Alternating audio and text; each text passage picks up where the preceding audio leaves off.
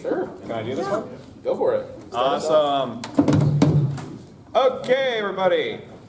Hi, I'm Fugue. I'm the angry one. This is Tyrion. He's the drunk one. That's Slip. That's the poor son of a bitch we dragged out here with us. Welcome to Submit and Publish, and may God have mercy on your souls. Yay! 'Cause we're probably not going to, right? Mercy was yesterday, right? Oh, yeah. So, for a bit more of a formal introduction, hi, I'm Fugue. I work at Self-Full Press. I help out with doing a bunch of things, editing, copy editing, /file reading. I basically do the works. Hi, I'm Tyrion. I'm one of the owners for Planet. I basically do the works. That's what happens. I'm Slip. I feed stuff to these guys. Yeah. We publish him. Yeah. Although, now you have taken the turn to the dark side. Oh, You've started on the editorial path. are you Oh, yes, that's editing right. an anthology? I'm helping out. Yeah, Dystopia. Oh, dear. Perfect place for me to start. Yeah. So that's, yeah. Yep, we're just finishing slush piling now. the Head fun editor, Night Eyes. Oh. Wait, head editor? Ooh, I saw how Top editor. skillfully you shoved him under that I bus. agreed to write, you can write all the rejections. Oh, he's got the makings of a publisher. That's Oh, yes. skillful Oh, yes. bussing there. Yes. So, this is the panel where, in part of it is for us to inform you. Part of it is also a good amount of stress relief on our part because, let us be honest, the publishing business can be very stressful at times, and you really want someone to tell all the awful stories to. I got my final book Friday morning. It was delivered at 10 a.m. to the hotel. Woo! Yeah! Which one? Fang 8. Ah, right. Oh, I remember because I was writing my bio like Right. at work and like in the lunchroom like 3 days before this con. It was the last one I got around to doing the layouts for. Because if I disappoint the Fang 8 people, I'm not disappointing the person I have to send checks to. My bio for that one is so shit. Slip writes things. Yeah. Like this thing in front of this. Okay, bye. So, do you want to start off with some of the fun stories? Oh. So what's a good story from you guys this year? Yeah. Well, I already told the two last night, but they haven't heard it. Oh. Tell it to 'em. So, you see, this past year, Sofa Wolf decided to open up novel submissions. And there were some fun ones in there. I don't mean necessarily fun in that these stories themselves were fun in that way. I mean in the sense that there were some things you should not do when you submit a novel. For starters, please, do not send an entire novel in Comic Sans. There are many good fonts out there. There is Helvetica, there is Arial, there is Courier New, there is Times New Roman, there are a few others. Comic Sans is not a good one. Calibre is fine. Yeah, It's yeah. just fine. Yeah. I mean, and I will emphasize this for both of the stories I'm telling right now. We did not reject the stories because of the things we're going to mention now. That was not why we said no to them. But they didn't help. But they didn't help, no. Okay, that was the first story. Don't do everything in Comic Sans. No, please no. Second story. So when we ask you to submit a novel, and I believe For Planet has a similar thing here, there are three things we ask for. We ask for some sample chapters to give us an idea of what your writing is like. We ask for the synopsis so we get an idea of what the entire novel will be like. And then we also ask for a cover letter. This is a fairly basic thing. It's just, tell us a little bit about yourself, tell us a little bit about the story, tell us why you think we should publish the story, end, right? Don't go into a great amount of detail. And one author, in their attempt to tell us why we should publish their story, basically did the equivalent of, well, you publish a lot of not so good stories, so if you publish mine, it will improve the quality of your output. I shouldn't have said that. Well, that might be true of me. That's not true of you guys. I'm willing to say that. So again, I will emphasize, I understood this was probably a rookie mistake. We did not reject the story for that reason. But it didn't help. It didn't help. No. So I feel better getting that off I my have a chest. How funny about you? story. Oh, please. Because last night I told an author that I would accept their book if it were in Comic Sans.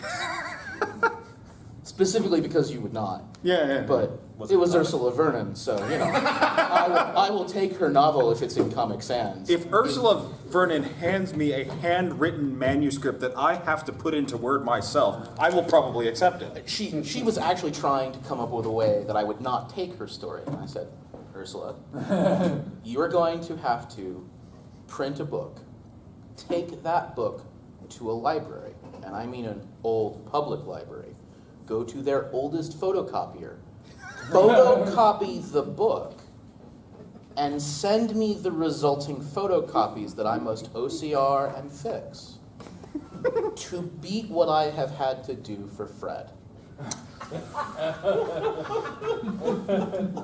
And while Take a couple pictures of your face. right, that's just, you know, Transfer from microfiche. and I mean, I couldn't be mad at Fred because the story was from the 1960s, and the author's grandson did not have a digital copy of a book that was literally never in a digital format.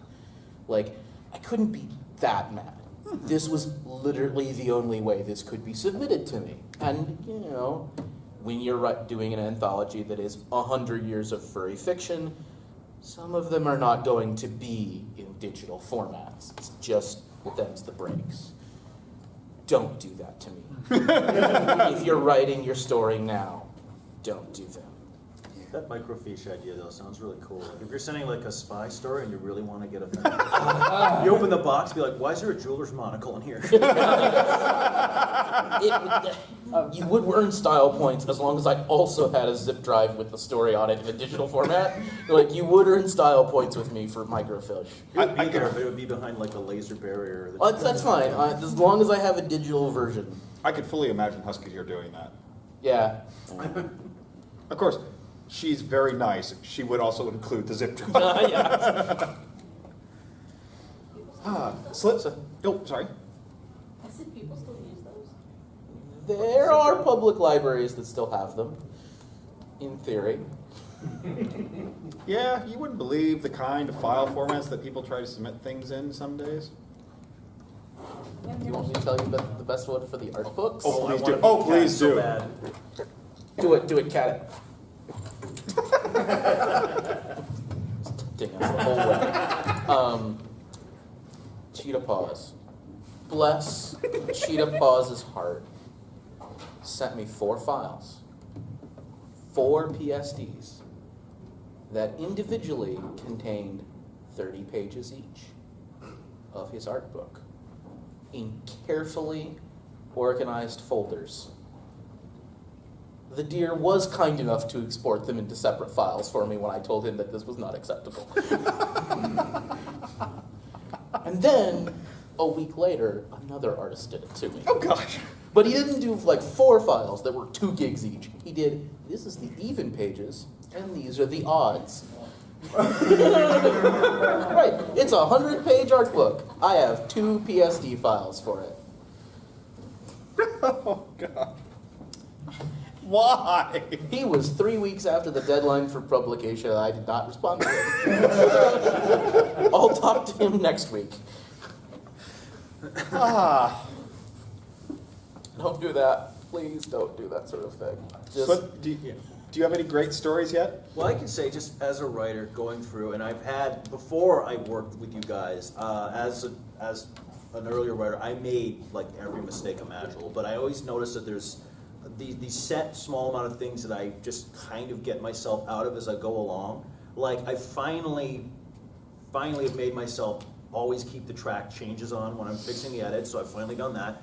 I finally stopped tabbing the damn thing for paragraphs. Oh. I actually sent my Heat story had tabs, and I realized that, so I went and fixed them and resent that to you. you So- saint. So I fixed that, but the one thing I absolutely can't cure, it's like my God, it's worse than alcoholism, is like I cannot stop double spacing after periods. Oh. I was trained in the late 80s, early 90s to type, and it was always that double. You Enter. and 1/4 of every other submitter. So Yeah. it's- Yeah. The muscle just does it. Thankfully, that's an easy one to fix. That is the find You replace. find all, replace all on the inside file. Yeah, then you have to do it multiple times because the people who, for whatever reason, try and do like 5 spaces at the end of a paragraph. Why are you doing that? Even though it is quick to fix, it's still something I hate doing because, like, even if someone sends you in Comic Sans and you can fix it right away, you're still pissed off, right? It's like, oh, if I kick you in the shins, you'll still walk again, but you're still annoyed. You're not the only one. I have a text file that is the things I must find and replace on every InDesign line. I must turn double dashes into M dashes. I must turn 3 periods into an ellipse. I must delete the 4th period after the ellipse. No one accepts that as acceptable punctuation style. I've looked all over the internet to find somebody who thinks that's the right way to do it. 4 periods, not the right way to end a sentence. Do you still have anyone using underline instead of italics? From the I typewriter? do. Bless Mary Loud. She's a lovely editor and a wonderful woman. But some of her friends from the science fiction community think that is how you were supposed to submit. With underlines instead of italics, because that's how certain science fiction publications demanded it be back in the day. Yep. Because it was easier to fix that in typesetting back when typesetting was a thing that happened with physical type. Yep. Back when you needed to do things double-spaced because you needed room for the copy editors to get in there with their red pen and give you all your copy editing stuff. Yeah. Back when you were submitting a manuscript, you were submitting a physical manuscript because there was no OCR, there was no digital. There was, we're going to mark this up, we're going to send it to the next person, they're going to type it up, introducing their own errors along the way. We're going to have a second copy edit run, and then we're going to set it to type, and that type is going to have its own errors, all of them amongst themselves. None of that is true anymore. But those guidelines and rules are still in place in the wider publication universe because that's just how things have been done for the last 60 years. And they haven't gotten around to changing them. I do love those days, though, when the physical thing, and you'd have to send a self-addressed stamped envelope so they could send your acceptance or rejection. And then you also had the postcard with, postage already put on it so they could just drop that in a mailbox, confirm they got it. Yep. And then you'd also send another copy of your story to yourself, sealed up, so that you could, that was basically your way of copywriting things, and you'd basically then drop it into a drawer. Yeah. Good times. the good old days. What am I kidding myself? So glad I have to use InDesign. So we've talked a little bit about the stories, in part because they're funny, in part because they're helpful to tell you things. Here's the sort of things you should not do. Many of the things we've listed so far are the sorts of things where it's, we'll laugh, we might, really give you the side eye. Really give you the side eye for those double spaces after the period. I still fixed them all in all the anthologies. Oh, yeah. I still changed all the underlines to italics. But it's not the sort of thing that's going to make us immediately go, oh no, we're rejecting this story. I think we should tell maybe a few stories of the things you should definitely never do because it will put you on the blacklist. I mean, I still think the top one is the guy who sent you guys a submission saying, I have a deal with another publication house that I'm willing to get out of and, pull my story back from them if you want to take my story. We then proceeded to contact said publisher. There was no agreement there. They'd never heard of the guy. But they did put him on a list, And then we put him on a list. and then they told us, and we put him on a list. And we also called Rapid Valley and they put him on a list.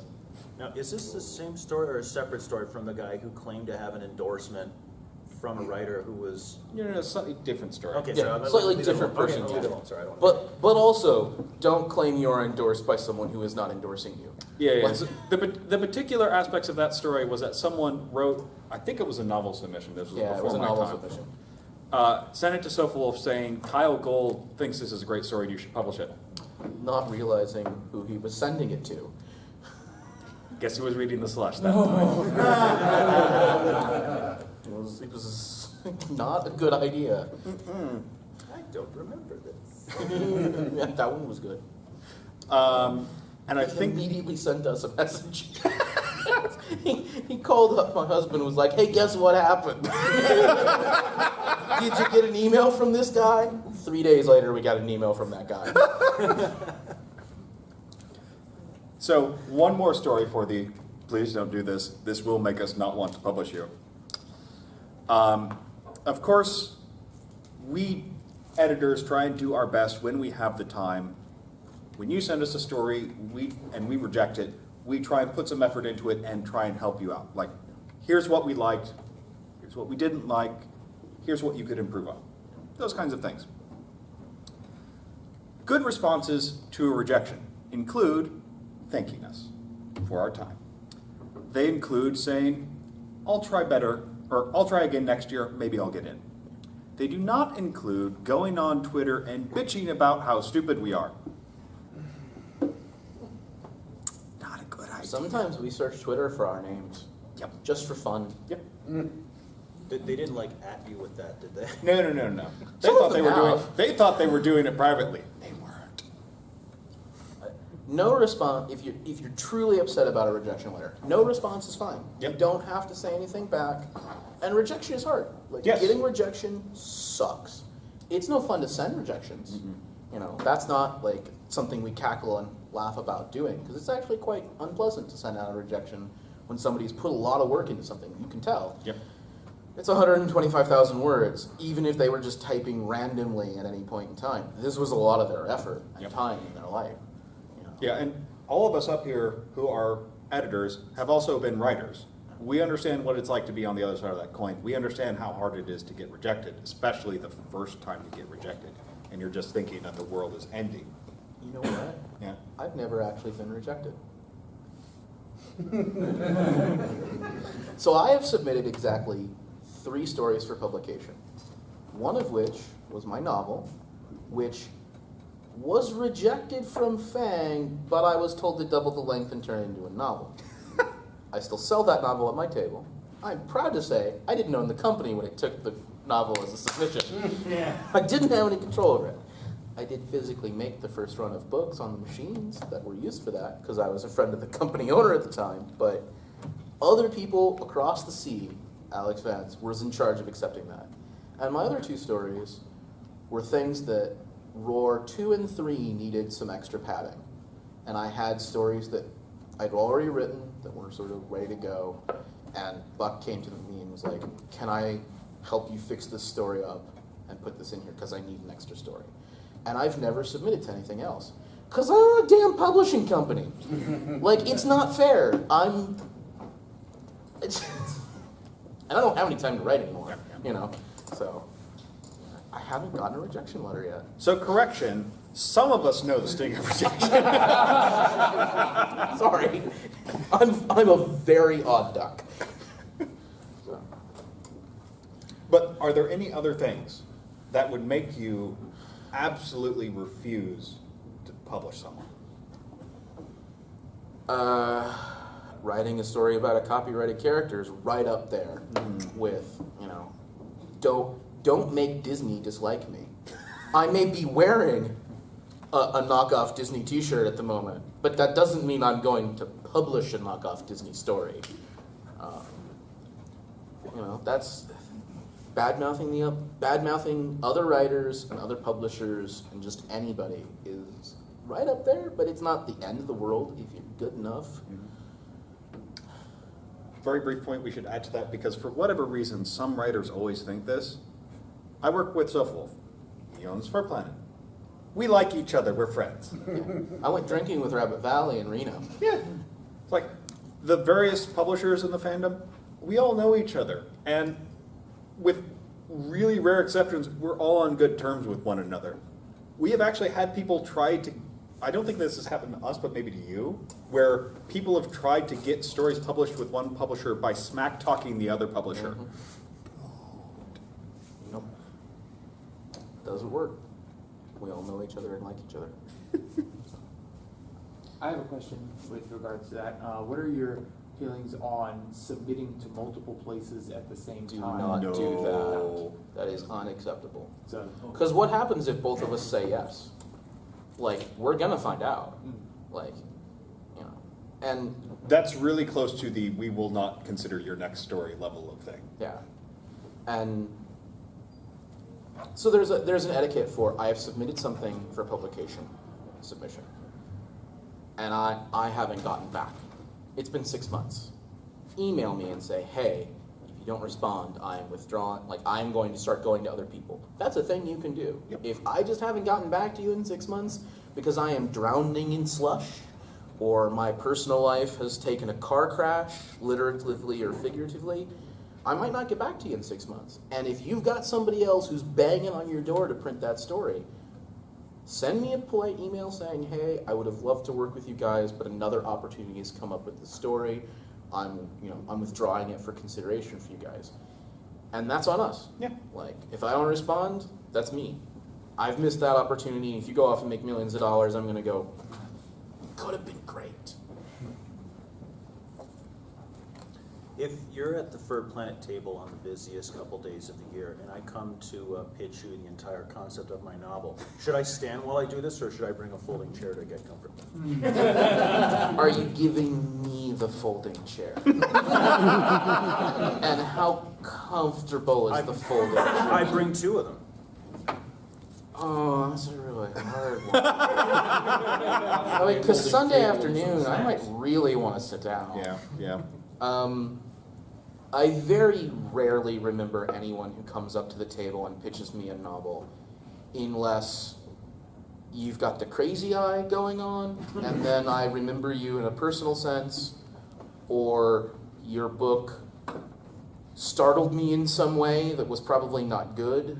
Because if it was a good idea, I just sort of file it away as, you're going to email me. Like, I gave you my card, I want you to contact me after the con. I don't really remember it. I really only remember the really bad pitches when it was slow and I couldn't get the person to go away. Which, people have done that. People have given me the crazy eye for 45 minutes, and I'm just like, a customer. Any customer. Security? Anyone? Kevin, please come buy a book, please. Please, I really wish I had Kevin's phone number to text him that. Kevin, by the way, is one of the Dorsai. He's one of the heads of that. So. And the husband of Ursula Vernon. So we're on pretty good terms. Yeah, no, don't do that, please. Because I'm thinking next year there's going to be a big business uptick in like garden supply stores. You guys all sitting for the parade? I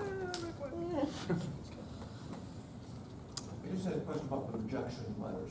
Mm-hmm. Do you normally give some sort of sense there about some of the reasons why it was rejected, or?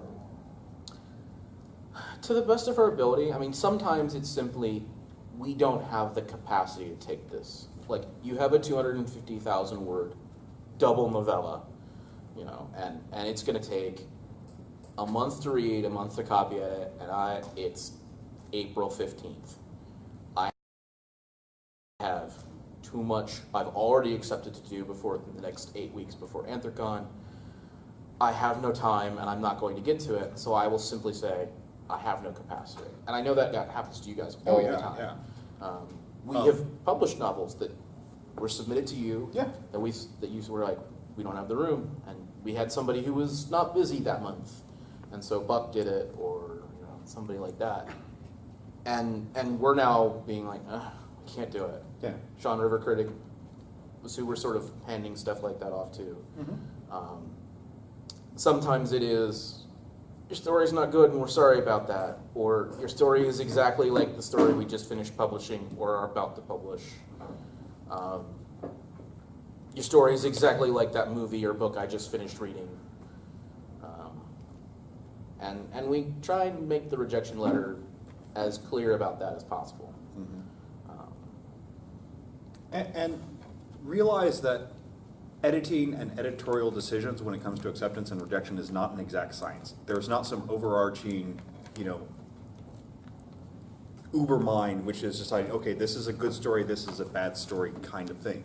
Editors disagree with one another. For example, Heat has like 4 or 5, depending, editors reading through the slush and deciding which things to take. And sometimes they vary wildly. There could be a story that three of them say, this is amazing, we should publish this, and the fourth one's like, what the heck, there's no way I'd touch this in a million years. So it could really be inexact. Yeah. I'll say as a writer, one thing that I always have standing by, when you're sending your cover letters, there's always a sort of a form that you keep, you know, in order of what they like. So you've got, you know, just the brief mention of what the kind of story is. Thank you for looking at this.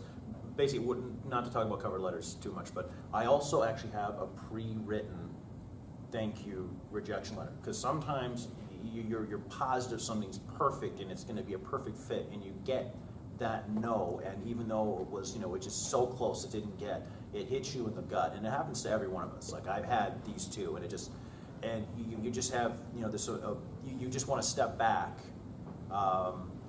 and distance yourself from things for a while. Having that pre-written letter that says, thank you so much for looking at my work, I hope to submit something again in the future. You just have that already written, so that you can just, and make sure you adjust it so that it's sent to the right publisher when you're responding to it. Yeah. And you can send that off without having to compose that from scratch. So basically you've done your professional diligence, which is basically just letting the publisher know, okay, I understand, I've gotten a rejection, and I appreciate your feedback, and thank you very much. But having that already done, so you can just send that off, basically takes away some of the, you know, the emotional, kick, as it were, of getting rejected, right? Because we all feel that, you know, you don't write anything with,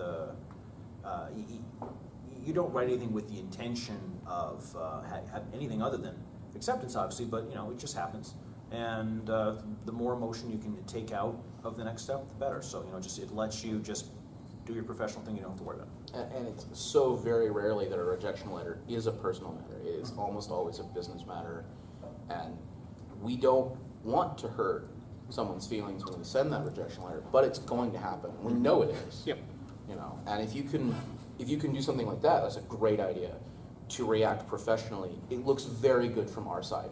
Like, that's a very high thing to say, oh, we got a form return letter saying thank you for the rejection notice, but that meant that you were professional enough to do that ahead of time. You know, and we take notice of that. So. Professionalism is always a good thing, if for nothing else, that it convinces us in advance that you are willing to do your homework and put in the work for the story. So I know Slip is very good at this. He goes through the proper process. He has a proper cover letter. He does his manuscripts in proper manuscript format. This shows us in advance that you are willing to, you know, put in the work, to put in the effort. And so when we're going, well, do we really want to take this guy? Do we really want to, you know, work with him? Is he going to be easy to work with? And saying, well, he's already putting in some effort here, so sure, why not? Yeah. Our memory of working with you is not bad. It is, oh, that was very good and very pleasant to work with someone, and let's do it again. Yeah. People who respond well to rejection. Hey, you know, we'll remember that.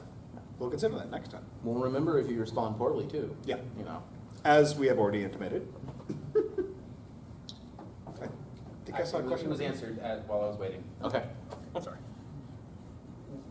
I have tried again published way back when I was in 8th grade before, and during one of my college visits to New Canaan in Maryland, at some writing conference there, they mentioned about getting some kind of like agent. Is that still suggested today, to get some kind of like writing agent to write out promote you? Not in the fandom. So agents cost money. Yeah. Because they are a professional. If you need an agent, you will know you need an agent. And no one in this room needs an agent, because none of us are working at the scale that would support an agent. Okay.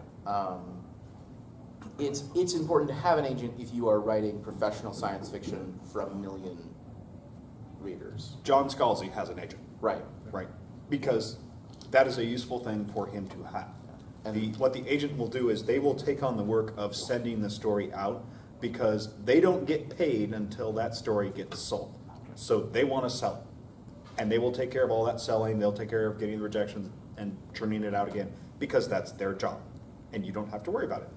And it's effectively outsourcing all of the, making sure it goes to one person, going to this person, going to this publication over and over again, repeatedly. It's outsourcing the responding to rejection letters, because now you don't have to ever see how many rejection letters you got. You only know about the acceptances. You only know about your hits and not your misses. And having an agent can be great. Very few authors need them. And I don't know anyone in the fandom who does, except maybe Ursula. And I'm going to guess not, based on my conversations with her this weekend. I don't know. If Ursula had an agent, Bryony and Roses would be in print format. It is not.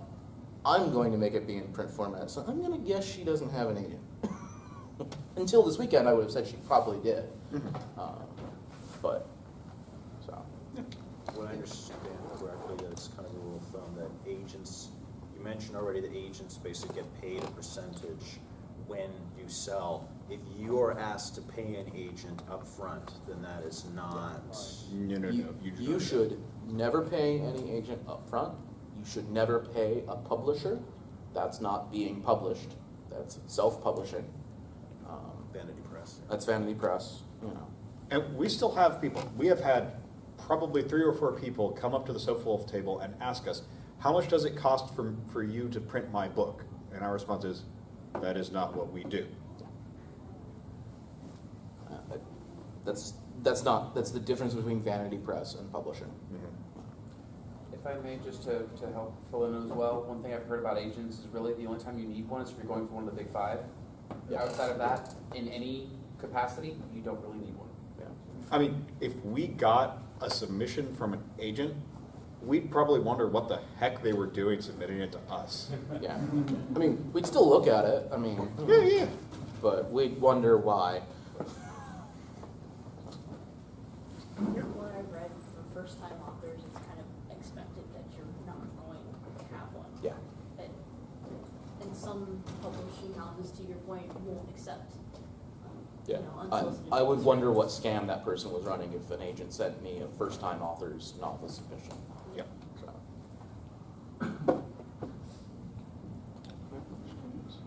Yeah, we're gonna start taking more questions from you guys, or just keep telling the stories. So, Oh, the 'cause stories there's a lot we of can tell. stories.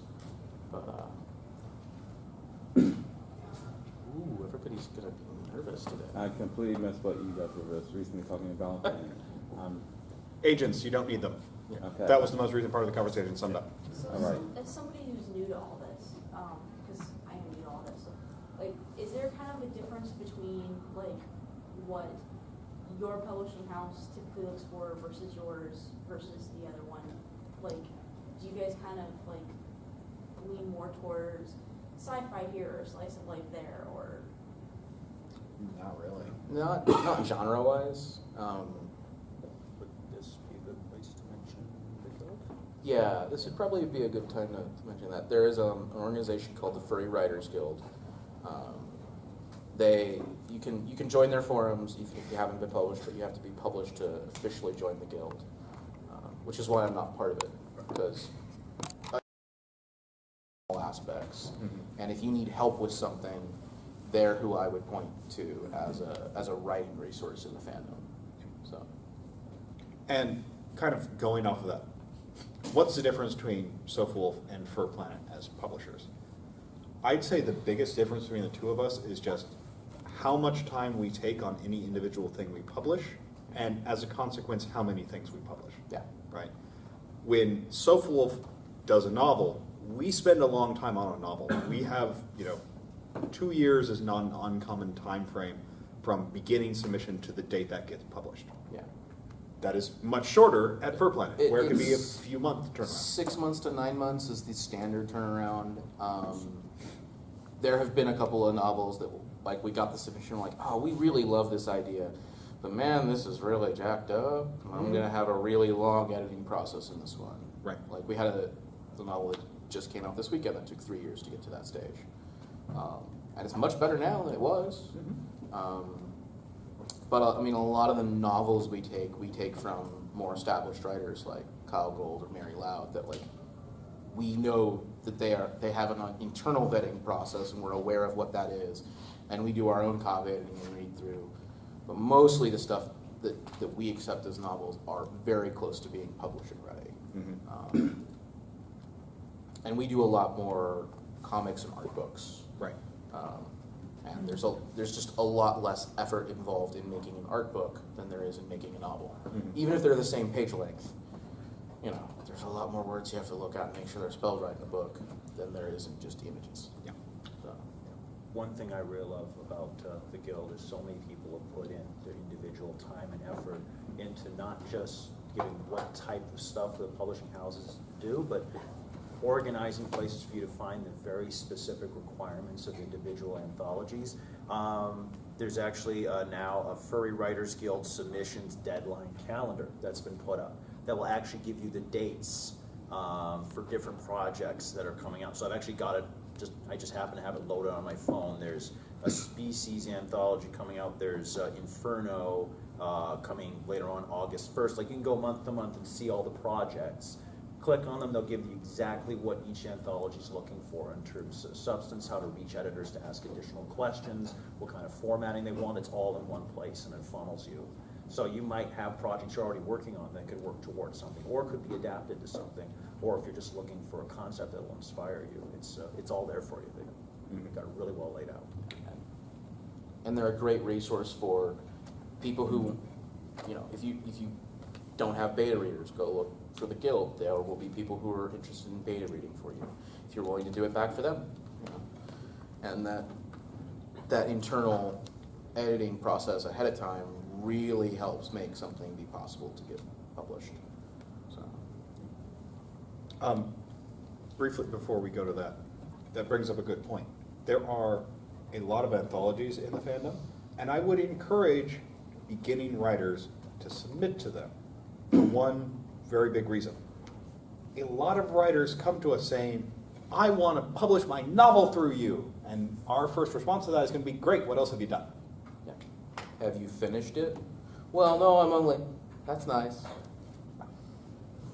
And then, of course, because with a novel is a big project, like Yeah. for us it's years, for you it's months, we want to know that you're not going to drop out halfway through the process and go, oh, I don't like the way you're editing this kind of thing.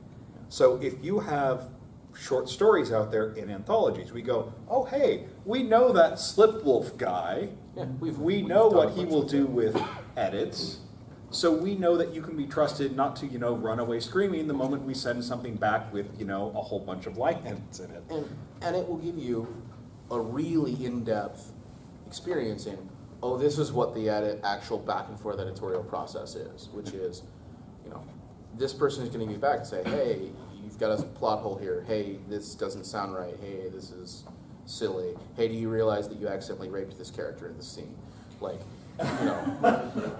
all of those are actual line edits that I have sent back, and all of those got responses like, oh God, or oh yeah, I see what you mean, or actually, it's, and all of those things got fixed in the editorial process. But it's much easier to do that your first time on a short story anthology than on your 200,000 word novel that you've spent 3 years working on and that you are deeply invested in personally and cannot stand to see anyone change anything on because you've just thrown so much of your life into it.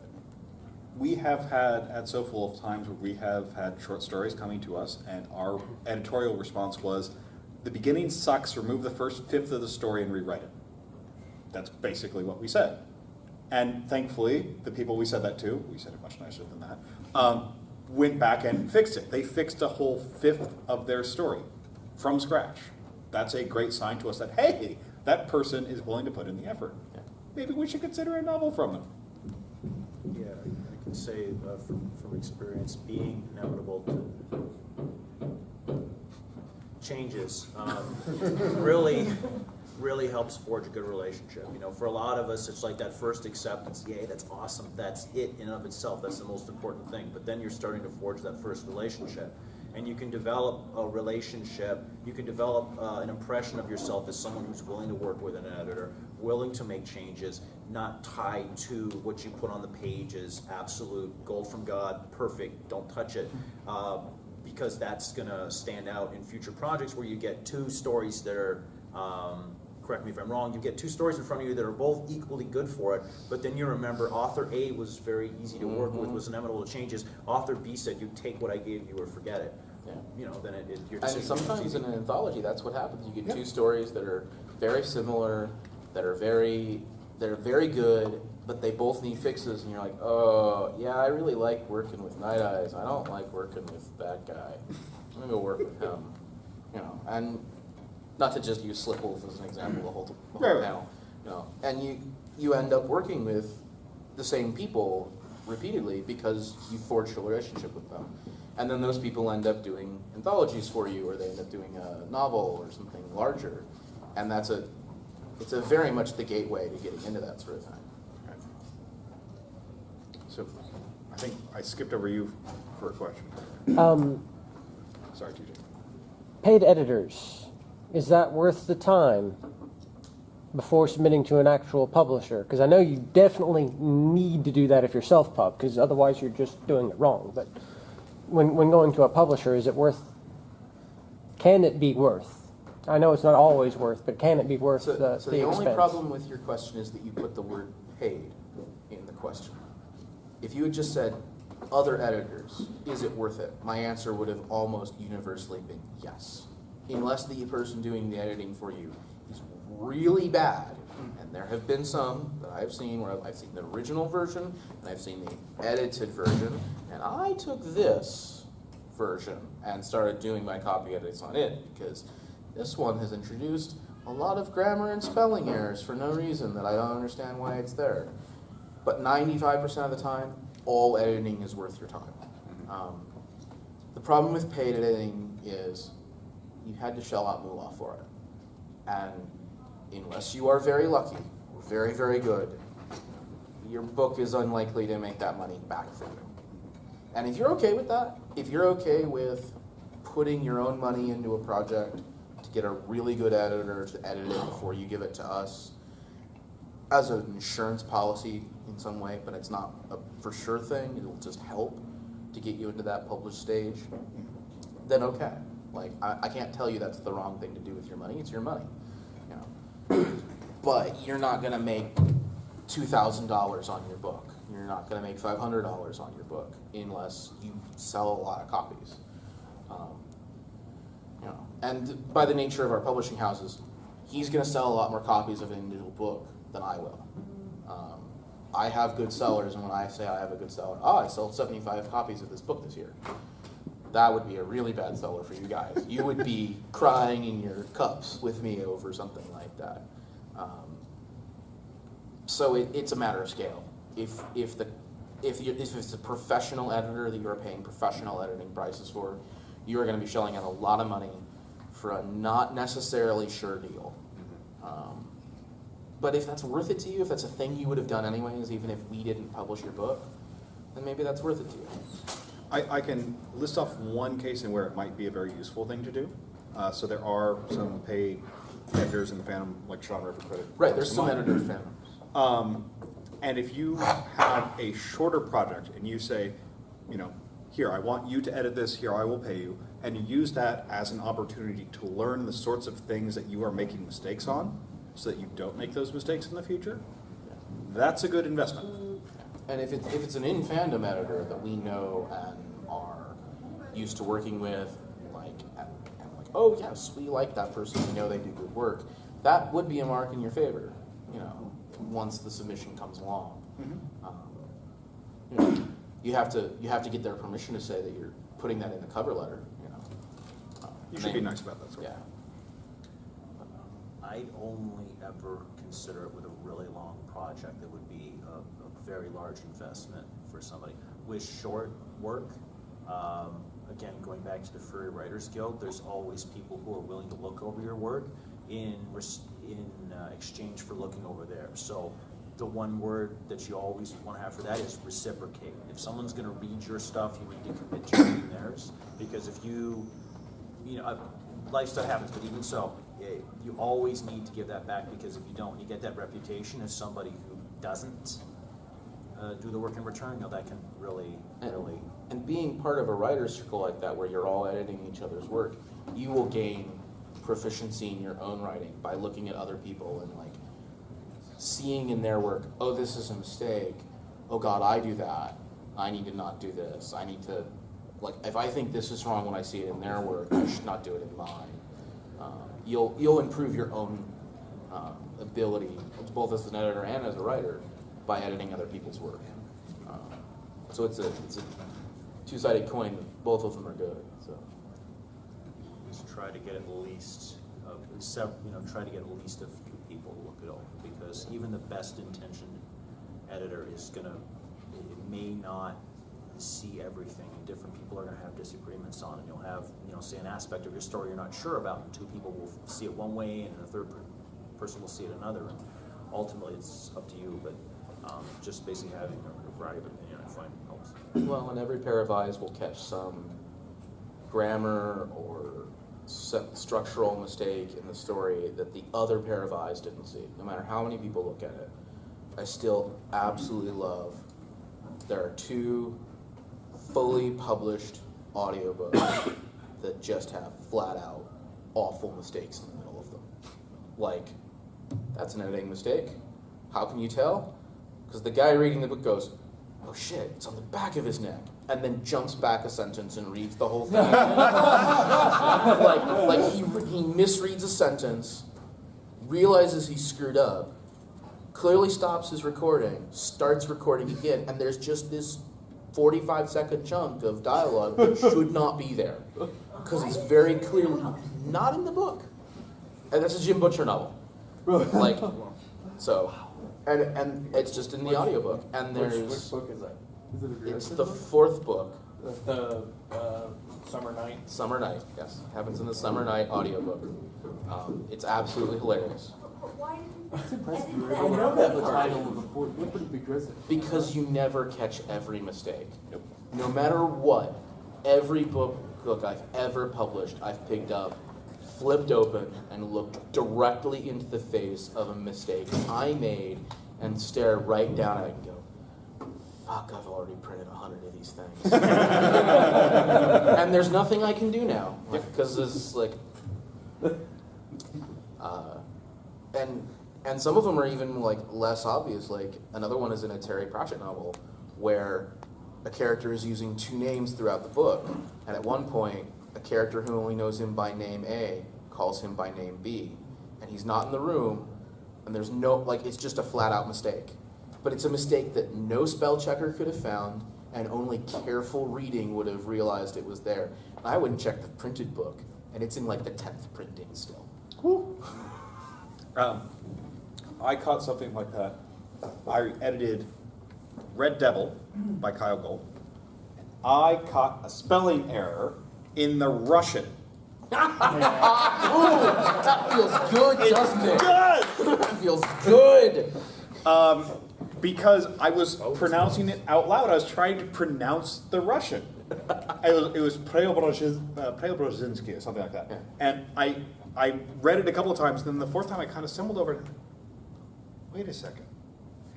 Search. Oh. Oh, but that felt, I felt real good. It did. It felt so good. And then I think Heat 12, I looked at my story, and I found it was this very small error, but I did find a small error. And I texted you, and you're like, well, it's being printed right now, Slip, so thanks a lot. It was like 10 days before I had to Yeah, I was like, oh, couldn't you have told us after it had finished printing? Yeah. When there was no hope of us changing it at all.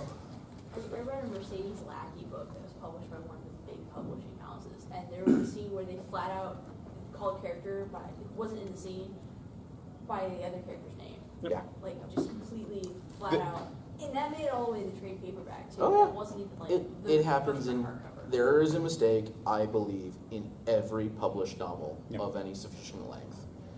That is just, I want to say it is Baen as a publisher that's kind of infamous for not having the best copy editing in the world. That they do something weird with the way they copy edit, and it results in there's a lot more errors in their books than usual. But I read a novel where 2 of the main characters were a Chinese woman and her daughter who, in Chinese names, they can be very similar. So like I think the names were like Lu Mei and Lu Han, and they often had conversations back and forth with each other.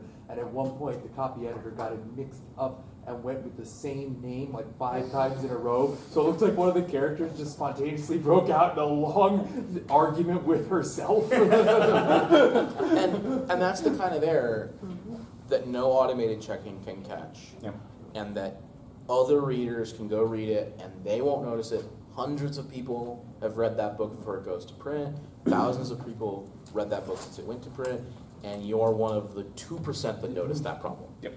You know, I read some advice once from an author who said that when you're naming your characters, try not to name multiple characters with the names starting with the same letter and the names being the same profile. well, that'd be a Same great, number of letters, great advice. real similar to each other, Yeah. because that will help you prevent doing what happened with Mercedes Lackey's book, where you end up with the wrong name because they start with the same letter. That's great advice. I don't remember who wrote it, but it was a published author. So I don't remember who it was. Yeah, I've seen stories in slush piles where it's like, your character names differ by one letter. Don't do that, please. I did this recently, actually, but went right to last draft, I kept missing it, even though I kept trying to find a place. My Fang 8 story has a character called Puka, but I had some, like half the sentences in there, somehow it was accidentally spelled Haku. So, and I had someone ask me, like, well, what's the name? Is it Paku or Puka? I'm like, I don't even remember anymore. So, I think we have a question in the back from someone who hasn't asked. When you guys talked about we don't need agents, I kind of see what you mean, even though, well, I use Lulu.com and they use professional services, but I'm going to use them for my non-furry work. But I would still go to you guys and other furry publishers for my furry stories. But I know that there has to be a rejection, but is there a way, is there any editing softwares and any, say grammar.com, Word. and also, is there some sort of software that could help me convert doc files to EPUB? Because I really, really want to try to get ebooks to come out. You should ask Maggie Hogarth about that, because she can basically list off the name off the top of her head. Okay. The tools that make ebooks come in various successes or failures, and they are all headaches, even if they're specifically designed to do it, like InDesign is. If you don't break down crying at least once while making your ebook layout, you're not making an ebook layout. I think Ursula Vernon screamed for an entire week. Ursula said that quote. Yep. She said it to my husband. His response was, "Yeah, that's about right." Lulu is a weird one because Lulu is not really a publisher. It's a print shop. You give them a thing and they print it. Yeah. And they do have professional services, but it's like any other hired person. The quality is going to vary greatly depending upon who is doing the work for you. And Lulu is not guaranteeing you get the same person every time. They are not guaranteeing that the person that they're using to do the editing for you is necessarily a good editor. If you are trying to self-publish, they are probably not the worst group in the world to do.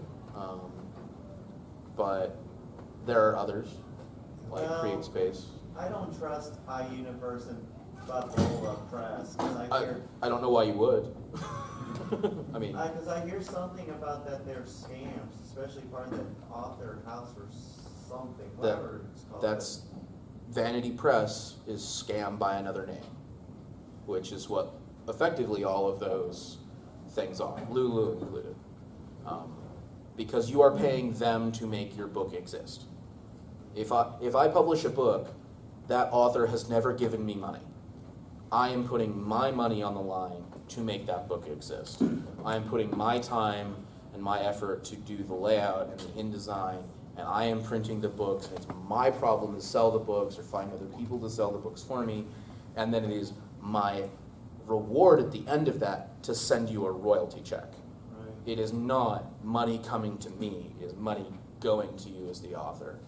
And any site that is taking your money to make a book happen is Vanity Press. And sometimes you can make good money doing Vanity Press. There's a dealer in the Den right now who's got like 7 novels that they did through Lulu. Yeah. And they're very clearly like having some success with it because they're not on their first one. It's not their first rodeo. But they are the ones doing all the work for that. Yep. And they are paying a printer to make a physical thing exist. And you can make money doing that if that's what you want. But understand what you are signing up for. You know. I am self-published with CreateSpace, and I found that they're pretty, I mean, if you want to have physical books to take somewhere, yes, you have to pay the printing cost. But you don't have to do that to have your book on the market, Yeah, right. because Amazon is going to sell it, Barnes & Noble is going to sell it as physical books that you can order Yeah. without you paying for that. Right. So the print-on-demand model is pretty safe. I've made enough to pay one electric bill in the course of 2 years. So, I mean, for me, that with doing no marketing, I think that's pretty fair. So you might want to consider sticking with Amazon. It's pretty safe for their tools. Upload a Word doc, and it comes out pretty good. If I was going to say go self-publish yourself, I would say do it through CreateSpace. Yeah. Personally, my company is not on good terms with CreateSpace anymore. We've had a falling out over all of the penises. They do not like adult printed material. Yeah, you should go read up on what Kyle had to go through, I think, with Amazon. Oh, jeez. He has had to jump through more hoops for Amazon. And the problem is that Amazon is a very fractured company. Mhm. They are many different companies welded together into one monolith. And they don't all have the same rules or the same ways of doing things. And so you often run into situations where, like, I'm trying to get this ebook uploaded, and they just freak out about the fact that there is an image in it. Or they freak out about the content, and you point directly to another thing that they have on there. It's like underage high school teens gone wild. With a cover that is more risque than any image in your book. And you're like, you published that? It doesn't matter, because a different division did it. But even though personally I don't get along with CreateSpace anymore, they were good to me while they were good to me. Yep. And they are a great way to get your book up on Amazon, your book up in print. I would recommend them over any of the other services. So, I think we're almost out of time. are we? Yeah. Isn't it an hour and a half? It's only an hour, I think. Is that right? I don't know. Is there going to be anybody here in 2 Oh, no, minutes? wait. Yep. Yeah. All right. In fact, they're already here. Oh, right. Sorry, yeah, you're right. Hi, guys. So is there any Short for something published this year. is there any last minute questions? Oh, it's dark, difficult, it's an hour. Earlier you were talking about submitting to anthologies before trying to submit a novel. Yes, Yep. please. Do that. And I already have, and I'm still working on that because yay. Is a publishing credit a publishing credit, or does a publishing credit in Heat matter more to Sofa Wolf and Roar to Fur Planet because it's already Heat matters more to me. Like, if you get into Heat, what the hell are you doing trying to submit to Roar? I haven't yet. That's my issue. Well, Shots fired. I mean, fire got himself. no, I'm not firing shots. I'm just being drunk. I mean, no. What happened There on are. that? There's just vodka in the orange juice I brought to this panel. I mean, Done this panel sober in 3 years. But I mean, there are publications that have a higher prestige, like Heat. Like the editing and review and slush pile to get into Heat is a death march compared to get into Fang and Roar. And Fang and Roar, they reject over half of their submissions easily. But you are dealing with an editor and maybe the owners of For Planet, who might be like, oh no, we don't want to work with that guy again. But with Heat, you are dealing with multiple rounds of slush editing, multiple editors, multiple people going, oh no, this one is too close to that one, and oh no, there's much higher requirements for Heat, which is why Heat is the premier anthology amongst the fandom. And if you get into Heat, I'm gonna look on that very favorably. Several of my editors have submitted to Heat, and they're like, damn it, I didn't get in. They're still my editors, So. yeah, and for Sofa Wolf, we know ourselves best. So if you have been published in Heat or Hot Dish, we look on that very favorably just because we know what you've already gone through. But we also know many of the other editors, and so if Night Eyes publishes you, or if Tarl Hodge publishes you, we'll look on that very favorably. Still, we don't know them quite as well as ourselves. Right. So we still consider that a plus. I'm gonna look more favorably upon somebody who's on. If your top publishing credit is Fang and Roar, I know all the editors for Fang and Roar. I know why. I can go ask them why you got in. Like, you know, I can go ask them, hey, how was this person to work with? You know, I've got this other anthology. They've submitted like a dozen stories to it. Like, is it worth my time to just like break them all out and make their own mini anthology, or should I avoid that like the plague? You know, so every credit has gradations. So. Shall we end there? Yeah. Thank you, everybody, for coming. Thank you. Thank you.